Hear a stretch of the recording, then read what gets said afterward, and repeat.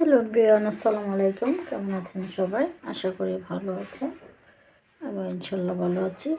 দেখেন, আমি আজকে মজাদার রেসিপি তৈরি করে দেখাবো। সেটা হচ্ছে নতুন আলু কুচি করে দেখে নিলাম। এই যে কুচি করে আলু নিলাম, আর তেজপাতা কুচি করে দিলাম, আর এখানে ছোটো কাঠাইরা মাছ দিলাম, সাথে কিন্তু কয়লা মাছের পোনাও আছে। তো এখন কিন্তু আমি এটা সবগুলোর মধ্যে ঢেলে তারপর কিন্তু রাতে মশলা দিয়ে মাখবো, মেখে তারপর কিন্তু আমাকে রাতে ভাজি করব। তো দেখেন, আমি কিন্তু এই যে মরিচের ফাঁকি দিয়ে দিলাম, এই যে মরিচের ফাঁকি, এই যে ধনিয়ার ফাঁকি দিয়ে দিলাম, আর এই যে হলুদের ফাঁকি দিয়ে দিলাম। এখান থেকে লবণ পরিমাণ মতো দিয়ে দিলাম। লবণটা কমিয়ে দিই সবসময়, যাতে কটা না হয়। তখন এটাকে মেখে তারপর কিন্তু আমি এটা কড়াতে ভাজি করব। দেখেন, আমি এটা কি সুন্দর করে সবগুলো উপকরণ দিয়ে এই যে আলুর সাথে দিয়ে পেঁয়াজ কুচি পাতা দিয়ে মেখে নিলাম। এখন কিন্তু আমি কড়াতে দিব, কারণ কড়াতে কিন্তু আমি তেল দিয়েছি এবং বসিয়েছি। এই যে তেলটা দিয়ে দিলাম, তেলের পরিমাণটা কিন্তু কমিয়ে দিলাম, খুব বেশি দেওয়া ভালো না, তেল কিন্তু বেশি খাওয়া ভালো না। এই পরিমাণ মতো দিয়েছি, দিয়ে দিলাম, ভাজি করবো। আমি কালকে শুধু মাছ ভাজি করেছি, আজকে আমি একটু সবজি পেয়েছি, দেখেন ভাজি করবো। দেখেন বন্ধুরা, ভাজিটা কিন্তু উঠিয়ে দিব। হচ্ছে অনেকগুলো তেজপাতা কিন্তু দিয়েছিলাম, তেজপাতা দিয়ে করলে অনেক টেস্ট হয়। এখন আমি আস্তে আস্তে করে উল্টিয়ে দিই, কারণ বেশি নাড়ানাড়ি করলে ঘাটাঘাটি করলে তখন তো মাছগুলো খুলে যাবে।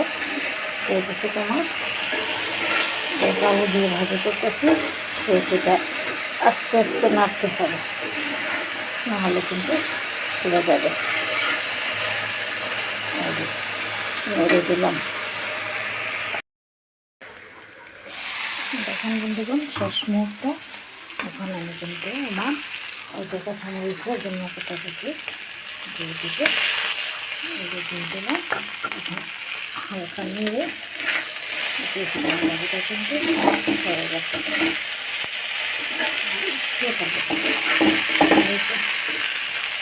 পাতা দিয়েছি,